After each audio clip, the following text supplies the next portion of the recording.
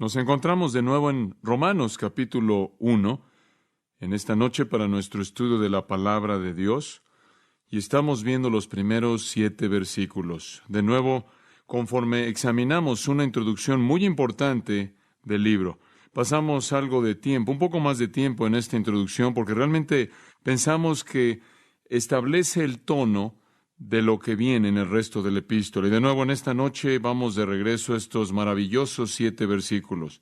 Permítanme leérselos para tenerlos presentes en nuestra mente en esta noche. Romanos 1, versículo 1. Pablo, siervo de Jesucristo, llamado a ser apóstol, apartado para el Evangelio de Dios, que él había prometido antes por sus profetas en las Santas Escrituras, acerca de su Hijo nuestro Señor Jesucristo, que era del linaje de David según la carne, que fue declarado Hijo de Dios con poder, según el Espíritu de Santidad, por la resurrección de entre los muertos, y por quien recibimos la gracia y el apostolado, para la obediencia a la fe en todas las naciones, por amor de su nombre, entre las cuales estáis también vosotros, llamados a ser de Jesucristo, a todos los que estáis en Roma, amados de Dios, llamados a ser santos, gracia y paz a vosotros, de Dios nuestro Padre y del Señor Jesucristo. ¿Notó usted que esa es una oración? Pablo es famoso por eso. Él escribe, Pablo, en el versículo 1, a todos los que estáis en Roma, versículo 7, y añade prácticamente el Evangelio entero en las frases que están en medio de estas dos frases. Hemos estado estudiando esas frases tan importantes y de nuevo en esta noche veremos este mismo pasaje maravilloso. Hubo un hombre extremadamente rico que poseía vastos tesoros de arte. El hombre tuvo un hijo que era un niño muy ordinario, común y corriente, quien murió en su adolescencia en la oscuridad y tuvo poco impacto en la gente. Él alcanzó una edad, cierta edad en su vida, y murió de una manera más bien inesperada como joven. El padre lloró por la muerte del hijo mucho. Pocos meses después de la muerte de su hijo, el padre también murió. Y dejó esta riqueza increíble que se encontraba invertida en tesoros de arte. Dejó un testamento y dijo que todo debía ser subastado. Y algo que fue bastante extraño en el testamento fue que el padre estipuló que una pintura en particular debía ser subastada primero, y era una pintura de su hijo que fue realizada por un artista a quien nadie realmente conocía. Entonces, la persona que estuvo a cargo de la subasta, de acuerdo con el testamento, hizo exactamente lo que tenía que ser hecho, y en primer lugar, a la gran multitud que se había congregado, les presentó esta pintura del hijo más bien oscuro del hombre rico, y comenzó ahí la subasta. Nadie conocía al hijo, nadie conocía al artista. Realmente a nadie le importaba el niño. Pasó mucho tiempo sin que ninguna subasta se presentara, y finalmente un hombre de edad, de color, que había sido un siervo en la casa del hombre rico, tomó un paso hacia adelante y dijo que a él le gustaría hacer una oferta de $1 por el retrato del hijo a quien él amaba tanto.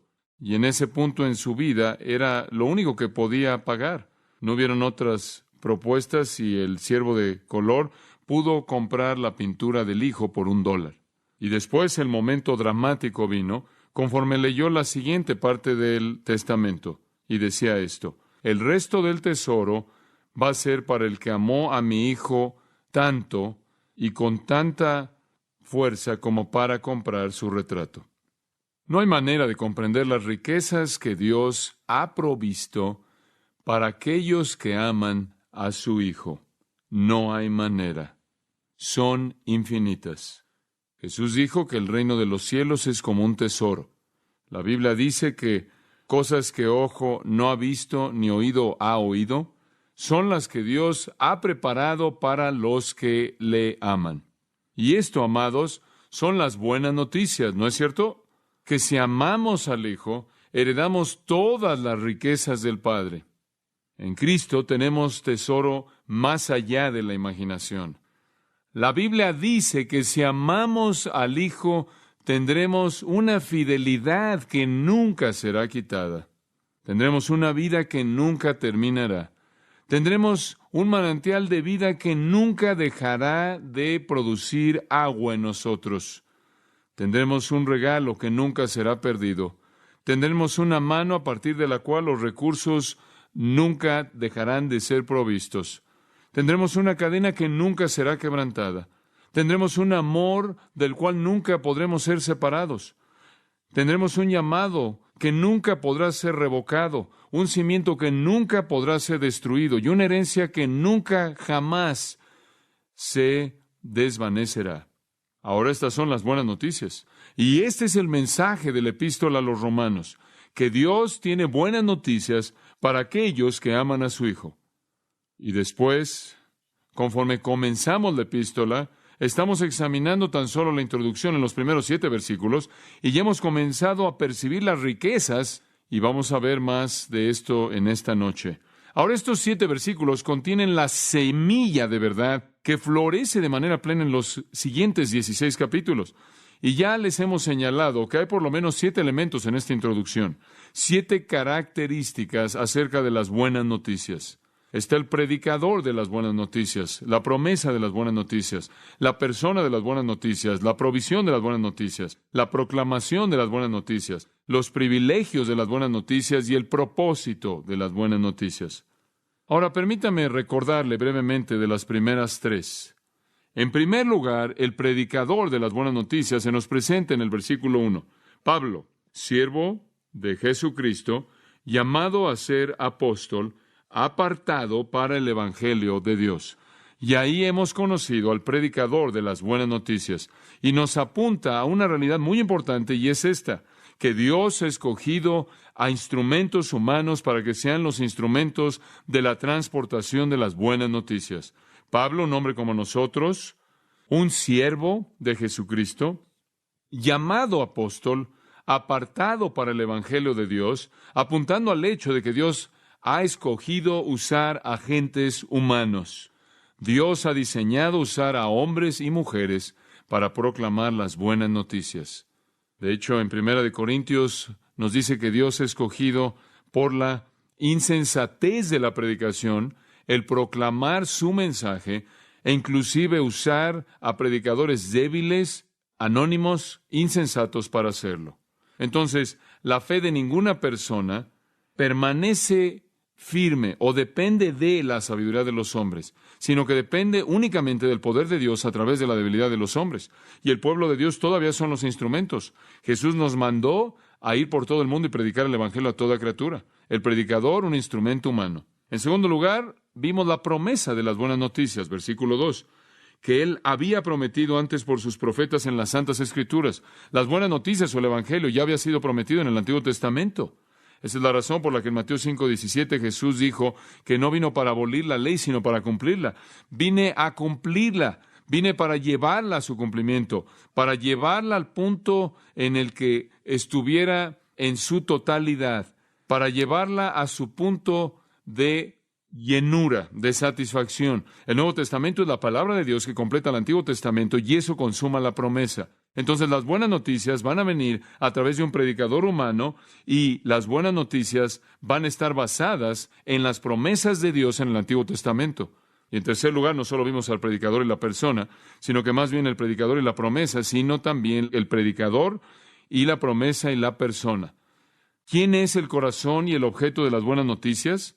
Observe el versículo 3, acerca de su Hijo, nuestro Señor Jesucristo, que era del linaje de David según la carne, que fue declarado Hijo de Dios con poder según el Espíritu de Santidad por la resurrección de entre los muertos. La persona de las buenas noticias es Cristo. Ese es el punto. Es lo que usted hace con el Hijo de Dios, el Señor Jesucristo, lo que determina si hereda las riquezas del Padre o no.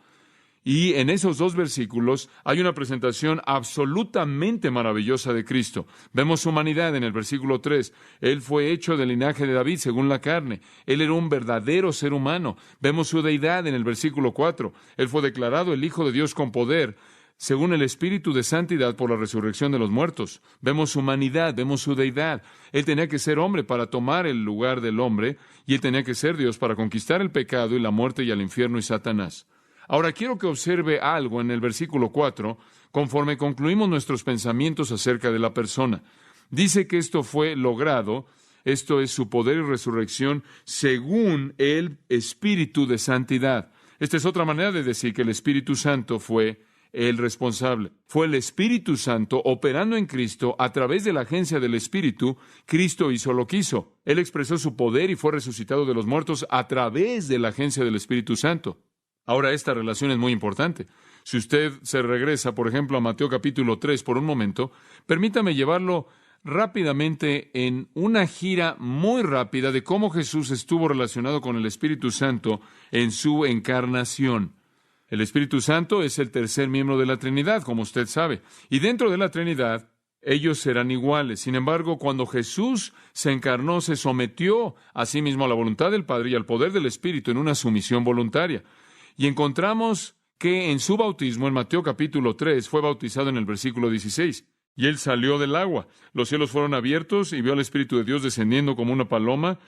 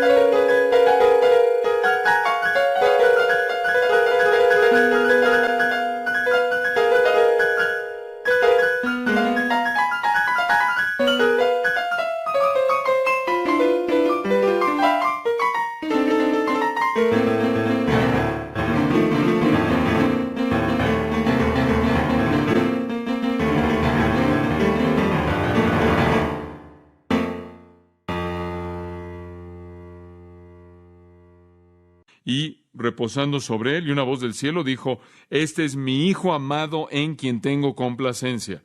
Ahora el Padre estaba dándole a Cristo el Espíritu. Ahora, subraye esto.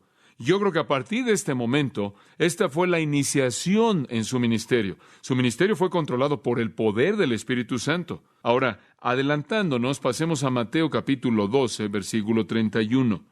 Él dijo esto a aquellos que lo acusaban de ser del diablo. Lo acusaron de ser de Satanás, lo acusaron de ser representante de Belcebú, el cual era un término pagano para Satanás. Y él dijo en el versículo 31, Os digo que todo pecado y blasfemia le será perdonado a los hombres, pero la blasfemia contra el Espíritu Santo no le será perdonada a los hombres. Y todo aquel que hable una palabra contra el Hijo del Hombre, una palabra contra el Hijo del Hombre puede ser perdonada. Pero todo aquel que hable contra el Espíritu Santo no será perdonado. Ahora, ¿qué era lo que él estaba diciendo? Él está diciendo, ustedes pueden decir algo contra mi humanidad y eso se podría perdonar, pero cuando ustedes blasfeman al Espíritu de Dios, quien está llevando a cabo la obra a través de mí, eso es imperdonable. Ahora veremos a plenitud lo que eso quiere decir, pero el punto que por ahora quiero que vean es el siguiente, que cuando ellos negaron las obras de Cristo, Él dijo, ustedes no están blasfemando al Hijo del Hombre, están blasfemando ¿a quién? Al Espíritu Santo. ¿Por qué? Porque Él se había rendido al poder del Espíritu Santo. Y cuando ellos blasfemaron sus obras, estaban blasfemando al Espíritu, porque era el Espíritu operando a través de Él. Y entonces usted tiene, tan solo en esta introducción, en esa pequeña frase, no solo un entendimiento de la humanidad de Cristo y la deidad de Cristo, sino también su relación con el Espíritu Santo. Una de las categorías más maravillosas de todas las categorías teológicas. Bueno, escuche lo que dice en Lucas 4:1. Jesús, lleno del Espíritu Santo, volvió del Jordán. Después de su bautismo, Él salió de ese lugar lleno del Espíritu Santo. Juan 3:34 dice lo siguiente: Pues Dios no da el Espíritu por medida.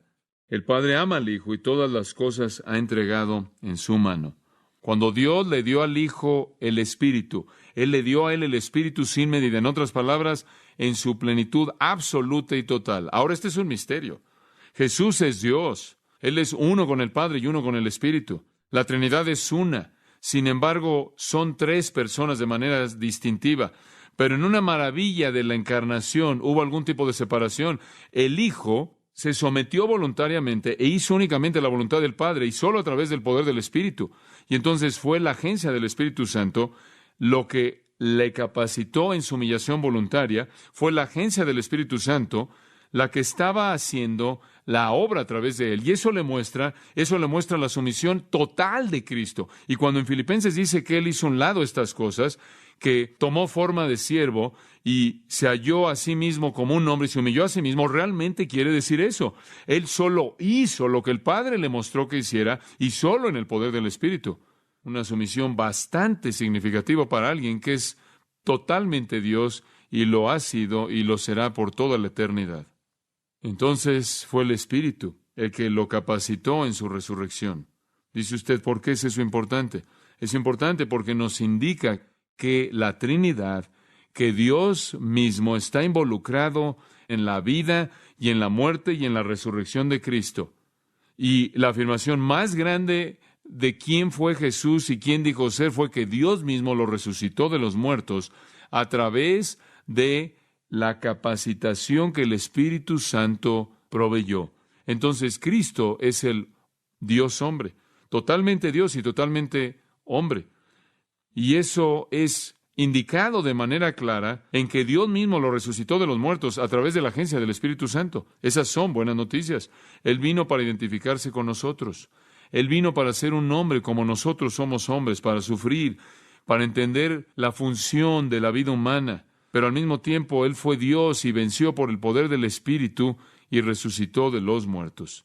La maravilla de su humanidad y deidad y esa unión misteriosa nunca podremos entender de manera plena y nunca podremos entender de manera completa o total cómo es que Él estuvo relacionado con el Padre y cómo Él estuvo relacionado con el Espíritu, porque es tan misterioso. Realmente no podemos entenderlo de manera plena, pero eso es precisamente lo que la Biblia enseña, totalmente hombre y totalmente Dios. Y creo que usted lo puede entender un poco simplemente al ver algunas ilustraciones de ello. Escuche Mateo 17:24. Cuando llegaron a Capernaum, vinieron a Pedro los que cobraban las 2 dracmas y le dijeron, ¿vuestro maestro no paga las 2 dracmas? Él dijo, sí. Ahora eso es interesante, Jesús pagó impuestos. Piense en las siguientes 2 semanas, lo va a hacer sentir mejor. Jesús pagó impuestos. Eso le muestra su humanidad. Eso muestra que Él era un hombre igual que el resto de los hombres. Y al entrar en la casa, Jesús le habló primero diciendo, ¿qué te parece, Simón? ¿Los reyes de la tierra de quiénes cobran los tributos o los impuestos? ¿De sus hijos o de los extraños? Pedro le dijo, de los extraños. Jesús le dijo, luego los hijos están exentos. En otras palabras, Él está diciendo, realmente no pertenecemos al sistema. Realmente ellos cobran impuestos de los suyos y no somos de este mundo. No obstante, a menos para no ofenderles, vamos a pagar nuestros impuestos como cualquier otra persona. Y después dijo lo siguiente, ve al mar y echa al anzuelo, y el primer pez que saques, tómalo, y al abrirle la boca hallarás un estatero, tómalo y dáselo por mí y por ti. Ahora espera un momento. Una cosa es pagar tus impuestos, pero esa es otra manera de obtener el dinero que ninguno de nosotros podemos hacer. Como puede ver, ahí tiene una ilustración perfecta de la maravilla de su humanidad y su deidad. Él pagó sus impuestos, pero Él tuvo maneras de proveer que fueron absolutamente sobrenaturales. En Marcos capítulo 4, versículo 35, y hemos leído esto recientemente. Aquel día, cuando llegó la noche, les dijo, pasemos al otro lado. Estaban cruzando el mar de Galilea y despidiendo a la multitud, le tomaron como estaba en la barca, y había también con él otras barcas. Entonces es una flotilla que está cruzando, pero se levantó una gran tempestad de viento y echaba las olas en la barca de tal manera que ya se anegaba. Ahora usted sabe igual que yo que está bien que la barca esté en el agua, pero no está bien que el agua esté adentro de la barca. Y escuche esto, versículo 38. Y él estaba en la popa durmiendo sobre un cabezal. Ahora esa es su humanidad. Él está cansado. Las multitudes literalmente siguieron sus pasos sin descanso. Él estaba cansado y estaba dormido en una tormenta. Y le despertaron y le dijeron, maestro, ¿no tienes cuidado que perecemos? Y levantándose reprendió al viento y dijo al mar, calla, enmudece, y cesó el viento y se hizo grande bonanza. ¿Puede ver aquí su humanidad? Por un lado está dormido porque está tan cansado, y por otro lado Él detiene la tormenta instantáneamente. No puede explicar usted el misterio, solo lo puede ver. Lucas 23, versículo 39, y uno de los malhechores que estaban colgados le injuriaba diciendo, si tú eres el Cristo, sálvate a ti mismo y a nosotros. Respondiendo el otro le reprendió diciendo, ¿ni aún temes tú a Dios estando en la misma condenación? Nosotros a la verdad justamente padecemos porque recibimos lo que merecieron nuestros hechos, mas ningún mal hizo. Ahí vemos su humanidad. Era una víctima, de manera cruel, clavado a una cruz, con una manta de sangre y moscas, humillado. Le escupieron, se burlaron de él, vieron su desnudez. Y dijo a Jesús, acuérdate de mí cuando vengas en tu reino. Entonces Jesús le dijo, de cierto te digo que hoy estarás conmigo en el paraíso. Esa es su deidad. Y ve esta mezcla a lo largo de su vida entera, esta combinación. Entonces conocemos al predicador, vemos la promesa y la persona de las buenas noticias, Jesucristo, Dios en carne humana, haciendo la voluntad del Padre, cuyo Hijo Él se ha vuelto en el poder del Espíritu. Ahora vayamos, número 4, a la provisión de las buenas noticias. La provisión. Si usted ama al Hijo, ¿qué sucede? Si usted recibe las buenas noticias, ¿qué sucede? 2 cosas, en primer lugar, salen de el cofre de tesoros que Dios ha provisto. Versículo 5 dice, y por quien recibimos la gracia y el apostolado. Y puede detenerse ahí. ¿Qué es lo que las buenas noticias nos dan? ¿Qué es lo que las buenas noticias nos otorgan? ¿Cuál es el tesoro que heredamos cuando vamos al Hijo? Primero, gracia. Segundo, apostolado. Primero, observe esto, conversión. Segundo, vocación. Primero, ser llamado. Segundo, ser enviado. Primero, veamos la gracia. Recibimos gracia. ¿Qué quieres decir, Pablo? Bueno, existe la posibilidad de que él quiso decir la gracia del apostolado. Eso es posible. Pero prefiero pensar que él está diciendo algo más distinto a eso, y que él está diciendo aquí que hemos recibido la gracia y el apostolado. ¿Qué es gracia? Es favor inmerecido, favor que no ganamos. Las buenas noticias son que la salvación es por gracia. Efesios 2, 8 y 9 dice, porque por gracia sois salvos por medio de la fe, y esto no de vosotros, pues es don de Dios, no por obras, para que nadie se gloríe. Somos salvados por gracia. La gracia de Dios que trajo salvación ha aparecido a todos los hombres. Es gracia, favor inmerecido. La buena voluntad, la misericordia, la bondad de Dios concede esto como un regalo, y todo lo que hacemos es responder al creer. Un bebé respira porque se le da una nalgada. Y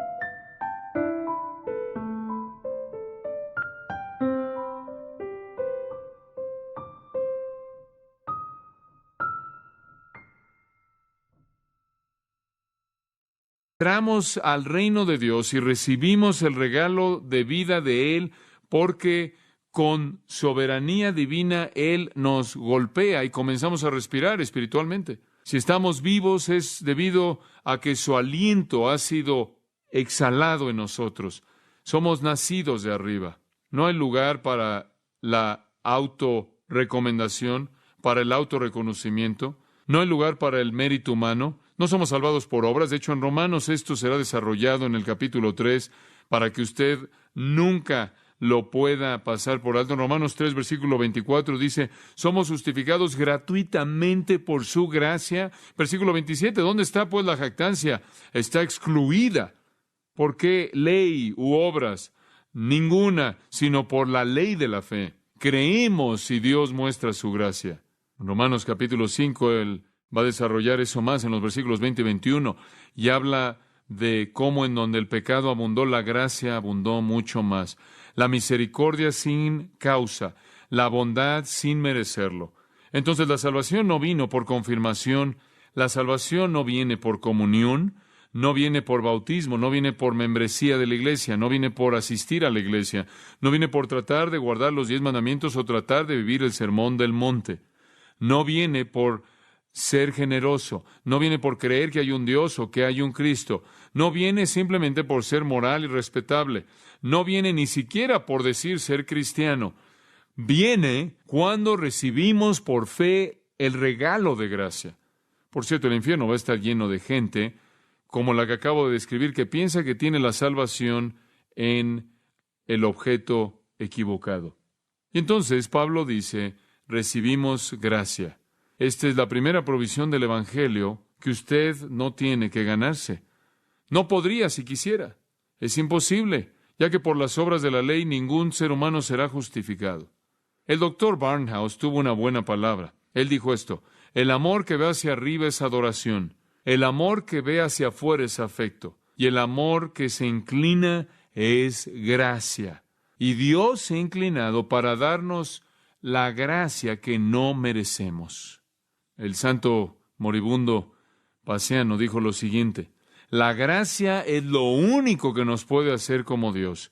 Yo puedo ser arrastrado a lo largo del cielo, a lo largo de la tierra y a lo largo del infierno, y aún sería el mismo miserable, pecaminoso, contaminado, a menos de que Dios mismo me limpiara por su gracia. Y vamos a ver mucho más acerca de la gracia. Entonces solo lo voy a dejar ahí, pero es gratis, es un regalo. La primera provisión, gracia. La segunda, apostolado. Y creo que Pablo está expandiendo su pensamiento aquí. Él comienza consigo mismo. Pablo, y ya para cuando llega al versículo 5, él tiene la palabra recibimos. Hemos recibido gracia. Y creo que él incluye a la comunidad creyente. Hemos recibido un cierto tipo de apostolado. Sé que se ve a sí mismo en ese recibimos y ve a los otros apóstoles ahí y aquellos que han trabajado con él. También es posible que él percibe la amplitud de ese término en su contexto más amplio posible. El Evangelio no solo nos trae la gracia de salvación, sino la tarea del apostolado. Y vimos, ¿no es cierto?, nuestro estudio en esta mañana, que significa ser enviado, ser uno enviado. Somos llamados y salvados y fuimos enviados para alcanzar al mundo. Y para Pablo su apostolado era ese apostolado único. De hecho, no había nada más como eso. Estaban los 12, Judas se fue, Matías fue añadido, eso mantuvo a los 12 intactos, y más adelante Pablo apareció en la escena como un abortivo nacido fuera de temporada, un apóstol igual de genuino que los otros, que envió a Cristo personalmente después de la resurrección. Sin embargo, ahí había una identidad única en su apostolado, y creo que él percibía eso, pero él también reconoció que todos nosotros estamos incluidos en el concepto de ser enviados. Usted recuerda que en Hebreos 3:1 llama al Señor Jesús un apóstol. Él fue enviado del Padre. Entonces, en el sentido más amplio, yo creo que el término se refiere a cualquier mensajero del Evangelio. El comentarista William Hendrickson está de acuerdo con eso. Él dice, cualquier persona que esté en una misión espiritual, cualquiera que en esa capacidad representa al que lo envía, cualquier persona que trae el mensaje de salvación es en un sentido un apóstol. Pero por favor no se confunda, no somos iguales a los apóstoles del Nuevo Testamento. Ellos fueron únicos para su propia época. Pero usted descubre conforme estudia, y hemos visto en las lecciones pasadas, entonces no vamos a profundizar en el punto, vimos que hubieron muchos que fueron enviados. Por ejemplo, en Romanos 16:7 dice, saluda a Andrónico y Junias. ¿Alguna vez ha oído usted de ellos? ¿Sabe algo de ellos? No, yo no. Dice, quienes son conocidos entre los apóstoles. ¿Qué tipo de apóstoles eran Andrónico y Junias? Bueno, ciertamente no apóstoles con una A mayúscula, no los oficiales, pero fueron enviados. Ellos fueron enviados en una misión de proclamar la verdad de Cristo representándolo a Él. Y entonces yo creo que esto es lo que estamos aprendiendo aquí, de que no solo está la gracia de la salvación, sino también el desafío de ser enviado. Por cierto, en Hechos 14:14 llama a Bernabé un apóstol. Él no fue uno de los 12, ni fue el equivalente de Pablo en ese sentido. Y esto lo vemos a lo largo de las Escrituras. Tiene el término apóstol siendo ampliado y ampliado en muchos textos, de tal manera que no lo podemos confinar únicamente a ciertos individuos específicos. Ahora, permítame ver si puedo dar una ilustración para ayudarle. Yo crecí con los deportes como trasfondo y estuve en muchos equipos diferentes. Y algunos entrenadores, algunos coaches para los que yo entrené en diferentes deportes fueron almas amables, otros no fueron tan amables, ganar era todo. Pero me puedo acordar de varios equipos diferentes en los que estuve en mi vida, en donde un niño venía y hacía una prueba para ver si podía entrar al equipo y realmente no era muy bueno, no tenía mucha capacidad. Pero quizás su padre había muerto, quizás él era un pobre niño, quizás era simplemente el tipo de persona que te causa compasión. Y de vez en cuando un coach, un entrenador simplemente lo metía al equipo, usted sabe. Pero él nunca jugaba, nunca entraba al juego. Y pensé en eso en referencia a esto. El Señor no opera de esa manera. Si usted entra al equipo, usted va a estar en el juego. Va a ser gracia y apostolado a lo que nos ha llamado. No solo es ser redimido, sino ser redimido y después enviado. En su gracia, Él nos mete al equipo y, por cierto, todos somos como ese pequeño niño que no puede hacer nada. Él nos mete al equipo y después nos usa. Y esta mañana vimos en nuestro estudio que somos un grupo difícil de trabajar. Es difícil trabajar con nosotros. Las buenas noticias, amados, es que Él provee conversión y vocación, el privilegio alto y santo de servir a Jesucristo. ¿O usted tiene alguna comprensión de ese alto llamado? ¿De qué es ese alto llamado? En Efesios 2:10 dice que hemos sido creados en Cristo Jesús para buenas obras, las cuales Dios ha preparado de antemano para que anduviésemos en ellas. Hemos sido creados en Cristo Jesús para buenas obras. Ese es el punto. Un ganador en los Juegos Olímpicos en la antigüedad se le hizo una pregunta. Espartano, ¿qué ganarás con esta victoria? Y él respondió, yo, Señor, tendré el honor de pelear en la línea frontal para mi rey. Eso es todo. Somos llamados a servir con todas nuestras limitaciones. D.L. Moody dio un discurso en una ocasión en Chicago, y era típico. Era Moody como era normalmente, y al final de su discurso, un hombre con mucha preparación académica se le acercó y dijo, Señor, disculpe, pero usted hizo 11 errores en su gramática en esta noche. Y el señor Moody dijo, probablemente sí. Como usted puede ver, mi preparación temprana fue muy limitada y fue mala, pero estoy usando toda la gramática que conozco por la causa de Cristo. ¿Qué tal usted? Esa fue la respuesta correcta, ¿no es cierto? En una ocasión, una persona se le acercó a Moody y le dijo, no me gusta su invitación. No creo que es la manera correcta de tener una invitación. Y él dijo, bueno, usted sabe, yo le agradezco eso. Y él dijo, siempre he estado incómoda con ella también. Me gustaría que conociera una mejor manera. ¿Cuál es su método de invitar a la gente a Cristo? Oh, le dijo la persona, no tengo uno. Él dijo, me gusta más el mío. Sean cuales sean nuestras limitaciones, yo creo que Dios quiere que no solo tengamos gracia, sino también apostolado, que seamos enviados. Y sé que el punto primordial aquí es que Pablo está reflexionando en su propio apostolado y la gracia de Dios en su propia vida. Pero es mucho más grande que eso. El doctor Barnhouse, reflexionando en una ocasión muy interesante en su vida, que es un paralelo a una experiencia que tuve y solo quiero compartirla con usted. Él estaba siendo ordenado en el ministerio presbiteriano y él escribe que el moderador del presbiterio me hizo preguntas y yo las respondí. Me pidieron que me inclinara, que me arrodillara. Los hombres vinieron hacia mí y a un hombre se le pidió que hiciera la oración. Sentí que su mano tocó mi cabeza y después las manos de otros tocando mi cabeza, apretando sobre la suya, presionando sobre la suya y las otras manos. El anillo, el círculo de hombres se acercaron a mí, me rodearon y un hombre comenzó a orar. Fue una oración pequeña, buena oración, y una pequeña frase en ella que decía, Padre, guárdalo con tu amor, guíalo con tu ojo y cíñelo con tu poder. Me quedé pensando en esos tres verbos, guarda, guía y ciñe. Parecía tan insensato como hacer una ceremonia de matrimonio de dos personas que habían estado viviendo juntos durante un cuarto de siglo y que tenían familia. Yo sabía que había sido ordenado por mucho tiempo atrás y que las manos que habían estado en mi cabeza eran manos que habían sido perforadas y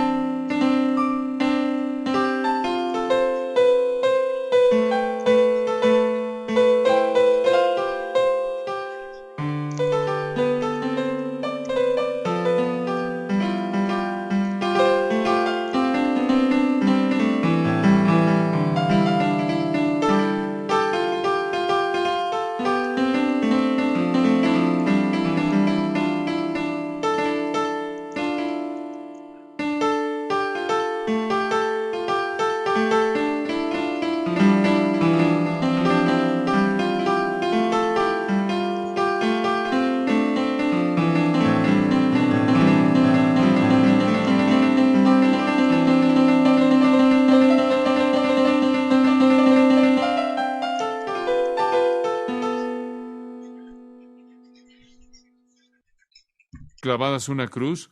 Años después, el hombre que hizo la oración ese día firmó un papel diciendo que él se oponía a la doctrina del nacimiento virginal, la doctrina de la deidad de Jesucristo, la doctrina de la expiación sustitucionaria, la doctrina de los milagros de Cristo, la doctrina de la inspiración de las Escrituras, como pruebas para la ordenación de un hombre en el ministerio. Y cuando leí su nombre en esa lista, puse mi mano sobre mi cabeza y me reí, sorprendido y preguntándome cuántas docenas de veces yo me había cortado el cabello desde que sus manos impías me tocaron. Y después disfruté de la profunda consolación de saber que la mano del Señor Jesucristo, desgarrada y herida debido a mi pecado, me había tocado y me había dado un apostolado, el cual era de Dios y el cual era más importante que aquel que cualquier hombre pudiera probar por su pequeña ceremonia. Ahora usted tiene que oír al Dr. Barnhouse predicar para entender lo fuerte que él dijo eso. Dios le dio su ministerio y su misión. Leí eso y pensé en mi propia ordenación. Hombres buenos y piadosos estuvieron ahí. Me hicieron todo tipo de preguntas y se acercaron y colocaron sus manos sobre mí y oraron y todos firmaron mi certificado de ordenación. De hecho, hubieron suficientes líneas y hay un nombre escrito más grande que cualquier otro nombre. Debió haber sido un ancestro de John Hancock. Una escritura muy grande, escribió su nombre en la primera línea de mi ordenación, que está ahí colgada en mi pared. Y no mucho tiempo después de eso, él abandonó el ministerio. Se involucró en inmoralidad abierta, negó la fe, negó a Cristo, se volvió un ateo, un representante del ateísmo, se volvió un profesor de filosofía en la Universidad del Sur de California. Y yo, al igual que el doctor Barnhouse, le doy gracias a Dios porque mi apostolado, mi ministerio no vino de los hombres, sino que vino de Cristo mismo. Escuche, ¿cuál es la provisión de las buenas noticias? Es la gracia para salvar, apostolado para servir. Entonces, vemos las buenas noticias, el predicador, la promesa, la persona, la provisión. Y después llegamos a la proclamación. Ahora que vamos a servir, vamos a ser enviados con un mensaje. ¿Qué es lo que debemos proclamar? Versículo 5, una vez más. Proclamamos obediencia a la fe en todas las naciones, por amor de su nombre. Y después dice en el versículo 6, entre las cuales estáis también vosotros, llamados a ser de Jesucristo. En otras palabras, así como usted ha sido llamado a Cristo, vamos a salir y llamar a otros a Cristo. Esto realmente extiende el último pensamiento, las buenas noticias acerca de Jesucristo, las cuales nos han traído gracia y servicio, y nos lleva a salir y proclamarla y llamar a todas las naciones de la tierra a que sean obedientes a la fe. Esa es una gran declaración. Me gustaría que tuviéramos tiempo en esta noche simplemente para entrar a todo el pensamiento de la obediencia a la fe. Debería encerrar en un círculo esa frase en su Biblia, obediencia a la fe. Es una declaración tremenda. Una declaración que literalmente está cargada de significado. Y vuelve a aparecer al final de Romanos, capítulo 16, versículo 26. Ahí al lado del último versículo, para dar a conocer a todas las naciones la obediencia a la fe. La obediencia a la fe. Escuche, si hay algo acerca de la fe, es que esa fe es que obediente. Muéstreme usted a alguien que dice que cree y vive una vida de desobediencia, y le mostraré a alguien que no está redimido, ya que la fe, si no se manifiesta en obras de obediencia, está muerta. No somos salvos por obras, somos salvados para buenas obras. Y el mensaje del cristianismo es un llamado a que la gente sea obediente a la fe. Cuando usted viene a Cristo, usted afirma la fe. Y por cierto, hay una declaración muy definitiva de la fe, y Judas la usa. La fe que ha sido una vez dada a los santos significa el contenido del Evangelio, el contenido del mensaje. Significa enseñarles a obedecer todas las cosas que os he mandado. Así es como usted predica. Es obediencia lo que predicamos, obediencia a la fe que Dios ha establecido. Estamos predicando un mensaje de obediencia. Y tristemente no es el mensaje que la gente está oyendo el día de hoy. Debemos llamar a la gente a la fe, pero fe que obedece es la única fe genuina. La gente dice que cree y vive la vida de desobediencia. Mientan y la verdad no está en ellos. La gente que realmente cree obedecerá. Y entonces el diseño de nuestro apostolado, el diseño del apostolado de Pablo, consistía en traer a todas las naciones a la obediencia a la fe. Y la fe es más que tan solo creer en Jesús, es la fe. Es todo lo que nuestra fe involucra, la fe una vez dada a los santos. Si usted quiere saber lo que la fe realmente es el contenido completo de la palabra de Dios revelada. Llamamos a la gente a obedecer. Ahora escúcheme, no es fe más obediencia lo que equivale a salvación. No, es una fe obediente lo que equivale a la salvación. La verdadera fe es verificada en la obediencia. Esa es la razón por la que la Biblia constantemente dice que Jesús es Señor, que Jesús es Señor, que Jesús es Señor, porque eso demanda obediencia sumisa. ¿No hay fe sin obediencia? Tiene que haber obediencia para que la fe sea genuina. Observe por un momento una buena ilustración ahí en Romanos capítulo 1, versículo 8. Versículo 8. Primeramente doy gracias a mi Dios mediante Jesucristo con respecto a todos vosotros, de que vuestra fe se divulga por todo el mundo. ¿Cómo? ¿Cómo es que su fe se divulgaba en todo el mundo? Capítulo 16, versículo 19. 16, 19. Porque vuestra obediencia ha venido a ser notoria a todos. Al principio es su fe lo que se divulga y al final es su obediencia lo que se divulga. ¿Por qué? Porque una debe existir con la otra. No es fe a menos de que obedezca. La salvación es sumisión. La salvación es afirmación del señorío de Cristo. Ahora, usted no debe tener una teología que hace que alguien sea cristiano que vive una vida de desobediencia absoluta. No hay reconocimiento del señorío de Cristo. Si confesares con tu boca, Romanos 10, 9 y 10, Jesús como Señor, y eso significa obediencia a su señorío, serás salvo. Esa es la verdadera esencia de lo cual la salvación es producida. Y dice Pedro, sepa pues ciertísimamente la casa de Israel, que Dios ha hecho al mismo Jesús a quien crucificasteis, Señor y Cristo. Y Jesús le dijo a los fariseos en Mateo 5, no me importa lo que creen, por la manera en la que ustedes viven niegan la salvación. Una fe sin obediencia es una fe que no salva a nadie.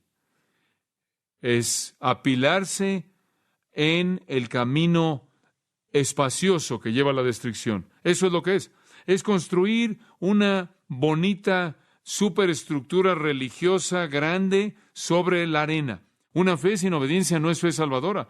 Es aquello que engaña, pero no salva.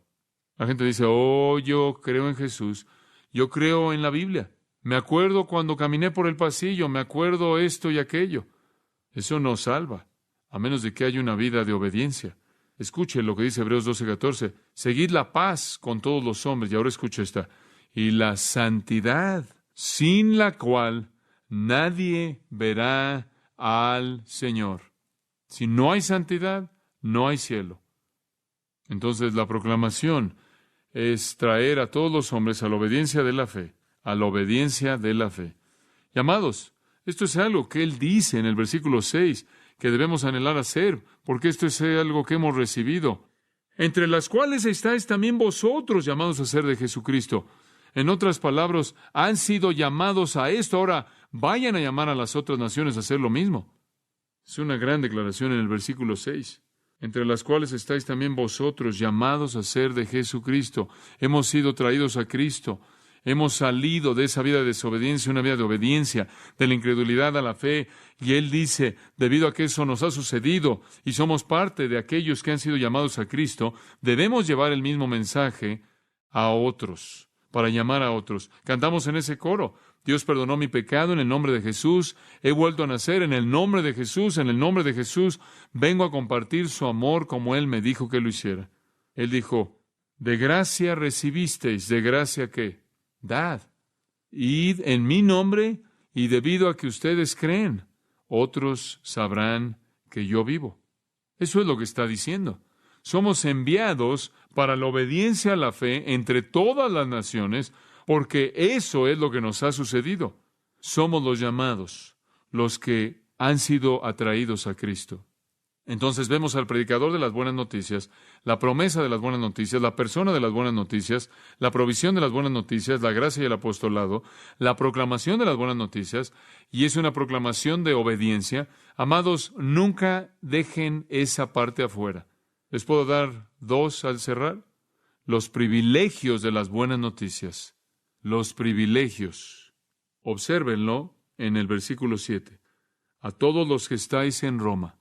Y claro que se puede extender más allá de eso, a todos los creyentes.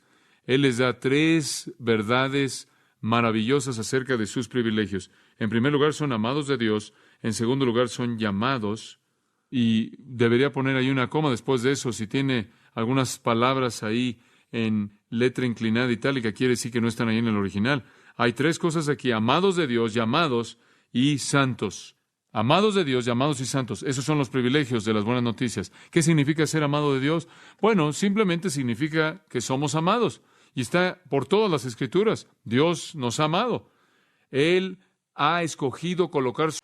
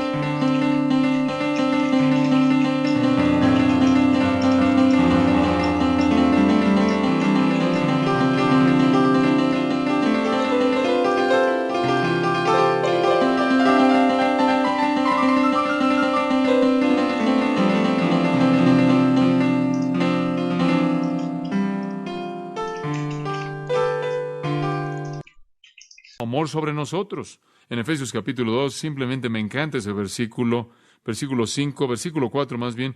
Dios, quien es rico en misericordia, por su gran amor con que nos amó, aun estando nosotros muertos en pecados, nos dio vida juntamente con Cristo. Nos amó. Él nos amó aun cuando estábamos muertos en pecado. Primera de Juan 3:1, él dijo, mirad cuál amor nos ha dado el Padre. Y la palabra, cuál amor nos ha dado.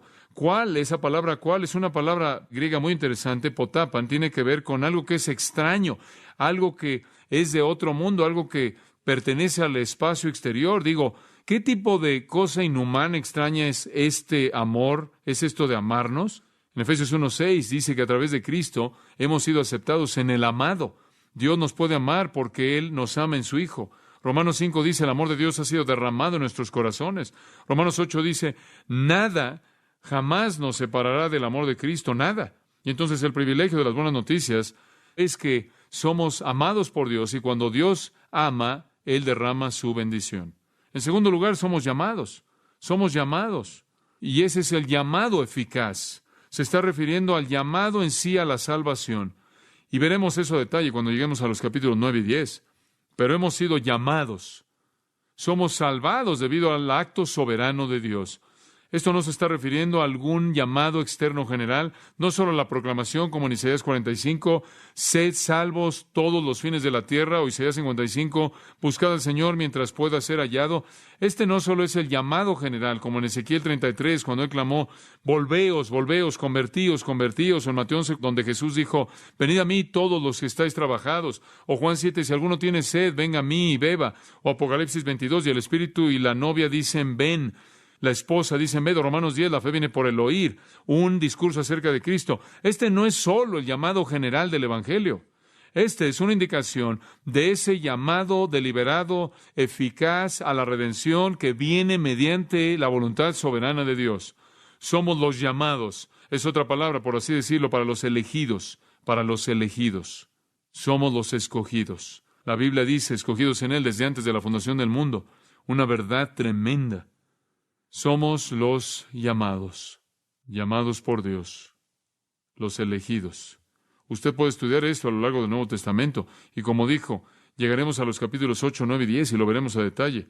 Pero hay declaraciones, afirmaciones una y otra vez que se hacen mostrando que cualquier persona que es un creyente es alguien que fue llamado soberanamente y predestinado por Dios. Ahora voy a añadir esto rápidamente. Nunca hay un llamado solo, sino que siempre junto con ese llamado, el acto de fe en Cristo va de la mano. No obstante, somos llamados. Desde nuestro punto de vista, venimos a Cristo como un acto de nuestra voluntad. Pero desde el punto de vista de Dios, fue determinado desde antes de que el mundo comenzara y nos llamó a sí mismo. Es una verdad maravillosa. Y veremos cómo se desarrolla conforme avanzamos en la epístola. Entonces somos los amados y somos los llamados. Y escuche el tercero, somos santos. Usted dice, usted no me conoce muy bien. Oh, pero lo conozco lo suficiente como para saber que si usted es cristiano, usted es un santo. ¿Sabe lo que significa? Un santo, hagios, un santo. Debido a ser amado por Dios, debido a que ha sido llamado, usted es un santo. Ha sido hecho santo. ¿Qué significa? Ha sido apartado, apartado del mundo a Dios. En el Antiguo Testamento tenían muchas cosas que eran apartadas. Decían que el lugar santo fue apartado, el lugar santísimo fue apartado, el diezmo fue apartado, los sacerdotes fueron apartados. En Éxodo 19:6 dice que la nación entera de Israel fue apartada. En otras palabras, todas esas cosas eran santas. El lugar santo, el lugar santísimo, el diezmo, los diezmos, los sacerdotes, la nación, todas eran santas para el Señor. En otras palabras, fueron apartadas para Dios. En el Nuevo Testamento no tenemos ya eso. El lugar santísimo no existe, el velo fue rasgado. El lugar santo ya no existe, el templo ha sido destruido. Los diezmos ya no se aplican, ya no existen, porque no estamos bajo una teocracia. Los sacerdotes ya no existen. La nación de Israel ha sido temporalmente hecho a un lado. ¿Qué es lo que ha quedado? ¿Qué es santo? Le voy a decir lo que es. Es el nuevo templo de Dios, el cual es su iglesia. Y somos santos, somos apartados para Dios, apartados del pecado a Dios, y debemos vivir así. Pero piensa en esto. Los privilegios, ser amado por Dios, ser llamado desde antes de que el mundo comenzara para ser su hijo y ser apartado del pecado para sí mismo, separado para Él. Oh, es apropiado que para ese tipo de personas se encuentre la bendición en el versículo 7. Gracia y paz a vosotros de Dios nuestro Padre y del Señor Jesucristo. ¿Sabe algo? Las únicas personas que jamás pudieran recibir una bendición así serán aquellos que son amados por Dios, llamados de Dios y hechos santos por Dios. Somos los únicos que pueden recibir su gracia y los únicos que pueden experimentar su paz. Gracia y después paz. Ahora escuche conforme concluimos. Finalmente, después de todos los otros puntos que hemos visto, quiero darle el propósito de las buenas noticias, el último punto. Hemos estudiado todos excepto el propósito, y se encuentra al final del versículo 5. ¿Por qué predica el predicador? ¿Por qué fue hecha la promesa? ¿Por qué vino la persona? ¿Por qué hemos recibido la provisión del Evangelio? ¿Por qué hemos experimentado la responsabilidad de la proclamación? ¿Por qué Dios nos ha dado privilegios? Por una razón, al final del versículo 5, por amor de su ¿qué? Nombre. Y sé que todos aquellos de ustedes que han estado en Grace Church por algún tiempo entienden esto. Esto simplemente significa que todo se enfoca en la gloria de Dios. La gente debe ser salva, ¿por qué? O dice, bueno, para evitar que vayan al infierno, eso es secundaria. O para que puedan experimentar el amor de Dios, eso es secundario. O para que puedan ir al cielo, eso es secundario. O para que puedan tener la guía de Dios en su vida, eso es secundaria. La gente debe ser salva para la gloria de Dios porque es una afrenta contra su naturaleza santa de que alguien vive en rebelión contra Él. Es su gloria lo que es el punto, lo que es importante sobre cualquier otra cosa. Y esa es la razón para todo. En Filipenses 2 dice que toda rodilla se doblará y lo confesará como Señor, para la gloria de Dios el Padre. La salvación es para su gloria, el Evangelio es para su gloria. Pablo dice en 2 Corintios 4:15, predicamos el Evangelio para que la gratitud de muchos pueda redundar para la gloria de Dios. La razón por la que queremos traerlo a la salvación es para que pueda alabar la gloria de Dios. Como puede ver, Dios es glorificado cuando usted cree en el Evangelio. Dios es glorificado cuando usted ama a su Hijo. Dios es glorificado cuando usted acepta su diagnóstico de su pecado y su necesidad. Dios es glorificado cuando usted lo recibe en su vida. Dios es glorificado cuando sus planes se vuelven sus planes y sus pensamientos se vuelven los pensamientos que son iguales a los de Él. Vivimos y existimos para la gloria de Dios. Madame Wynne escribió, Dios todopoderoso, glorioso, sin fin, ¿cuándo derretirás las montañas y descenderás? ¿Cuándo encerrarás los rayos conquistadores y enseñarás a estos Adanes que tú hiciste tu alabanza? Entonces cerramos el círculo. Las buenas noticias vienen de Dios. Es el Evangelio de Dios, versículo 1. Y es predicado por el predicador, prometido en el Antiguo Testamento, personificado en Jesucristo, proveyendo gracia y servicio, proclamado por aquellos que reciben privilegios eternos, y es todo con el propósito de glorificar a Dios. Confío en que Dios sea glorificado en su vida conforme usted responde a sus buenas noticias y las proclama. Ahora escuche, he tocado tantos temas vastos. Me frustra, me mata el no poder hacerlo a profundidad. Pero lo vamos a ver conforme se desarrollan a lo largo del libro de Romanos, conforme avanzamos juntos.